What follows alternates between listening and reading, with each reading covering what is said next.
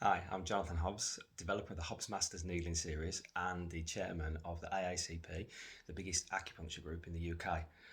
I've got a 20 plus year history of using acupuncture and dry needling in clinical practice to resolve issues, but prior to that, I've got a 10-year history before that of prescribing exercise.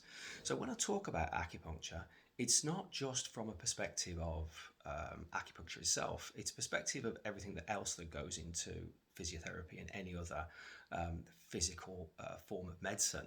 So, exercise, manual therapy, advice, the psychosocial aspects, everything else that's entangled into that as well. I've delivered on a number of degree courses over the years. I was a ward leader in clinical biomechanics almost 20 years ago, and I've been the head of a school of physiotherapy as well. So, it isn't just all about needling. But a lot of people ask me about evidence based. They say to me, well, how do you justify your treatments when there's no evidence for this or there's very little evidence for that or whatever? And I think one of the things we need to do is we need to clarify what we're talking about when we talk about evidence and evidence based practice. Because there seems to be confusion or misconceptions that fly around, and people get sort of distracted about what they're actually talking about. So we need to pull it back to some definitions. So, what's our definition when we're talking about evidence based practice? Well, evidence based practice is the best available external research evidence, it's the clinician experience and expertise, and it's patient preference and expectations and their wants and needs as well. But we have to take those three things into practical context as well. How are we practicing? So, when we talk about evidence base, it isn't just about RCTs and other published journals and so on. Yes, it is about those articles, very much so, but it's not all about those.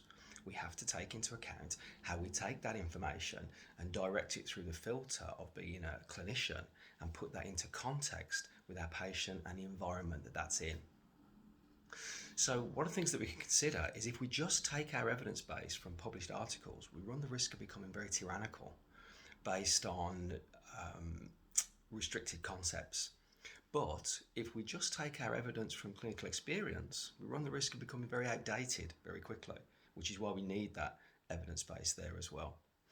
But if we just take our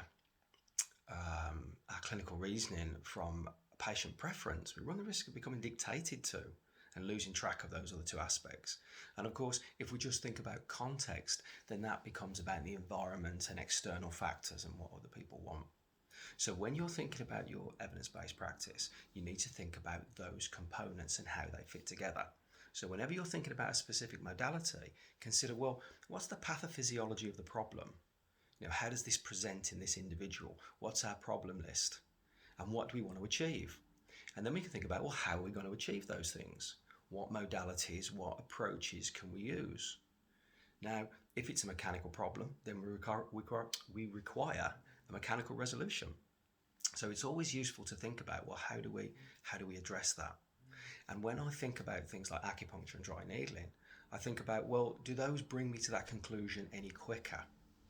I'm always going to be using exercise. I'm always going to be using some form of explanation, some discussion, some advice. I want collaboration from my patient. I want collaboration from a client.